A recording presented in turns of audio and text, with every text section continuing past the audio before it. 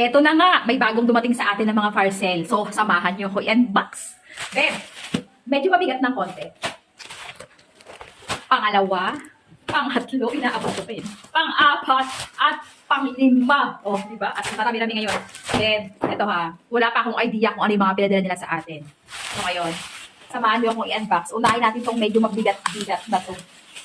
Kaya to, curious lang din talaga ako. Medyo mabigat siya in fairness. Uy, lumabas na. Uy! Kala ko may pa-letter pa. Uy, grabe! Oh! Ah! Wait lang. I'm so curious. Be! Hala, grabe siya, uy. Ang daming ballpen na nalaglag.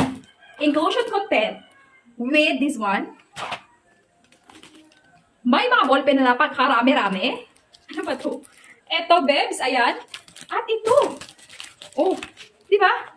1, 2, 3, 4. Dami, ayun o. Oh, grabe. Okay, mamaya isa-isayin ko sa inyo.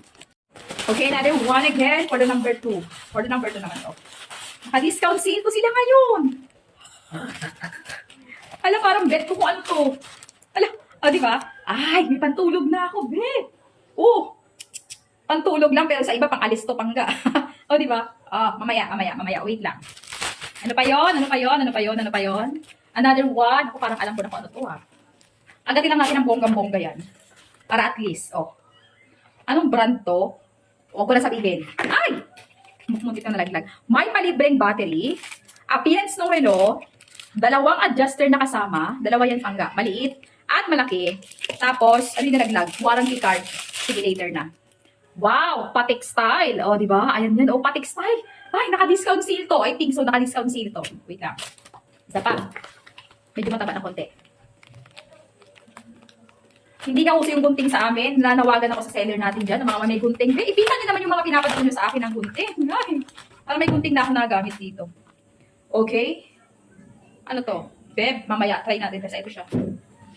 The other one, check natin kung ano to. Wait lang, medyo okay, the last one. Last na yung tato. Uy. May magandang box na lagayan at may pa-leather na lagayan. Open natin. Oy. Sunglasses again. May pa-ribbon effect ang sunglasses niya. Tapos medyo makapal yung pinaka frame. Ang galawan pag suot-suot, ganito lang naman. Oh, di ba? Goods na.